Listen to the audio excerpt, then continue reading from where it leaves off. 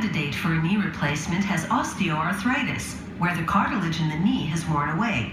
Knee replacement surgery restores the worn areas with an implant, and to help place that implant properly, the surgeon can use an instrument custom designed for the patient's damaged anatomy.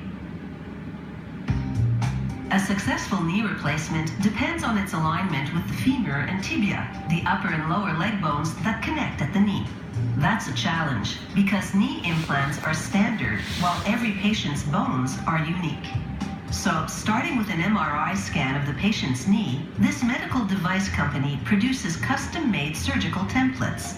Plastic devices the surgeon uses to sculpt the surface of the patient's bones to align the knee implant accurately.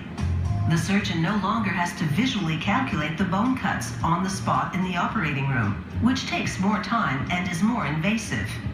An engineer uses the MRI scan to create 3D models of the patient's femur and tibia.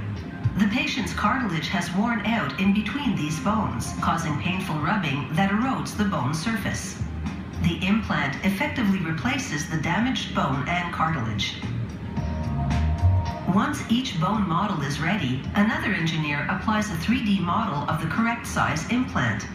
Then, following directions the surgeon has provided, performs virtual surgery on the bone model to properly align the implant to the patient's specific anatomy and fit it to the angle at which that particular knee moves. During this surgery simulation, the computer records every bone cut. Only once the surgeon reviews and approves this surgical plan does manufacturing begin. The computer which recorded the bone cuts guides a 3D printer to produce plastic templates for both femur and tibia, which the surgeon will use to repeat these exact same cuts in real life. The 3D printer applies a layer of powdered plastic, then, following the computer model, solidifies select areas with a laser.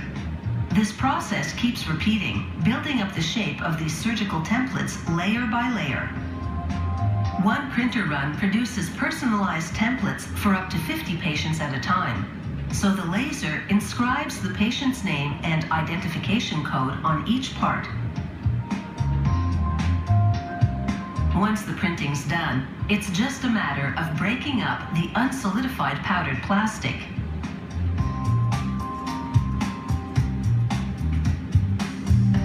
And fishing out the templates.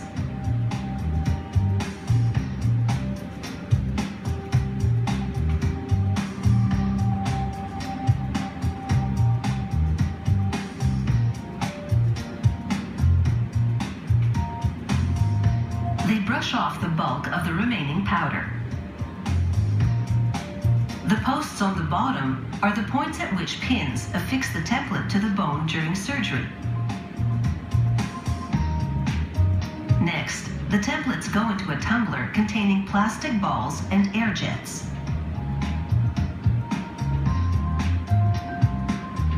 As the drum rotates for 20 minutes, the balls knock off and the air jets blow off most of the remaining powder.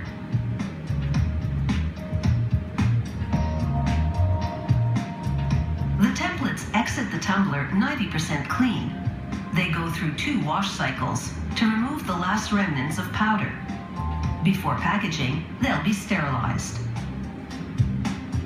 But first, every template must pass a quality control inspection. Using a laser, a technician scans it to make sure the manufacturing process produced an exact match to the patient's bone, as per the computer model.